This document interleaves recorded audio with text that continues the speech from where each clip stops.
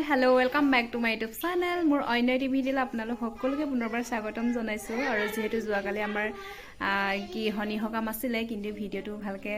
কৰা নহ'ল আৰু যিকেইটা ভিডিঅ' কেপচাৰ কৰি থোৱা আছে সেইকেইটাকে আপোনালোকৰ আগত শ্বেয়াৰ কৰিম আৰু ভিডিঅ'টো স্কিপ নকৰাকৈ একদম শেষলৈকে চাই যাব যিহেতু বহুত দিনেই হ'ল মই ভিডিঅ' দিব পৰা নাই কিন্তু আজি ফাইনেলি দিম আৰু আপোনালোকে চাই যাব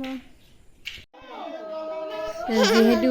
আমাৰ শনি সকাম আছিলে বুলি আপোনালোকক কৈছিলোঁ আৰু এইফালে যিহেতু ফাৰ্ষ্টৰ পৰা ভিডিঅ'টো কৰা নহ'লে ভকত অহাৰ পৰা ভকত ভৰি ধোৱালৈকে কিন্তু খোৱাৰ সময়ত ভিডিঅ'টো কৰা হ'ল সেইবাবে আপোনালোকক দেখুৱাই দিছোঁ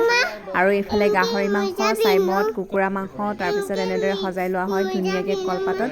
আৰু এইফালে কাঁহৰ বাতি আৰু কাঁহীত ধুনীয়াকৈ এনেদৰে সজোৱা হয় আৰু আপোনালোকে চাই থাকক আৰু এইফালে চাই লওক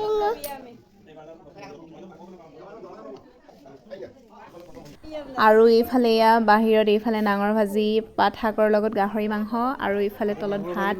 তাৰপিছত মাটি দাইল আৰু গাহৰি মাংস এইফালে বনাই থৈছোঁ ধুনীয়াকৈ আৰু এইফালে আমাৰ ৰাইজসকল ধুনীয়াকৈ খাই আছে